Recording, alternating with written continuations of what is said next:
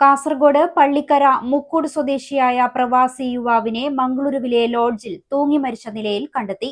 NEET പരീക്ഷാ പരിശീലനത്തിനിടെ അടുത്തിടെ ജീവനൊടുക്കിയ ഐജ മഹേഷിന്റെ സഹോദരൻ അർജുൻ മഹേഷ് ആണ് മരിച്ചത്. നാട്ടിലേക്ക് വരുന്നുവെന്ന് സുഹൃത്തുക്കളെ അറിയിച്ചതിന് പിന്നാലെയാണ് മംഗളൂരുവിൽ മൃതദേഹം കണ്ടെത്തിയത്.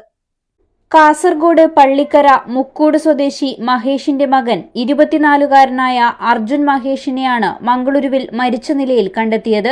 ബജ്പെ പോലീസ് സ്റ്റേഷൻ പരിധിയിലെ മറവൂരിലുള്ള ലോഡ്ജിൽ തിങ്കളാഴ്ച ഉച്ചയോടെയാണ് അർജുനെ തൂങ്ങി മരിച്ച നിലയിൽ കണ്ടെത്തിയത്. കഴിഞ്ഞ ജൂൺ ആദ്യവാരത്തിൽ അർജുന്റെ സഹോദരി ഐജ ആർ മഹേഷ് പാലായിൽ ജീവനൊടുക്കിയിരുന്നു.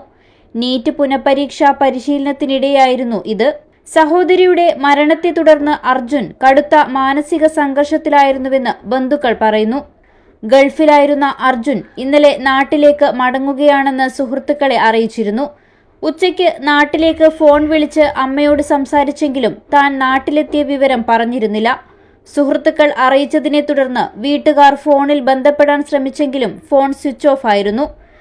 വിവരമറിഞ്ഞ് ബന്ധുക്കളും നാട്ടുകാരും ഇന്നലെ തന്നെ മംഗളൂരുവിലെത്തി തിരച്ചിൽ നടത്തിയിരുന്നു.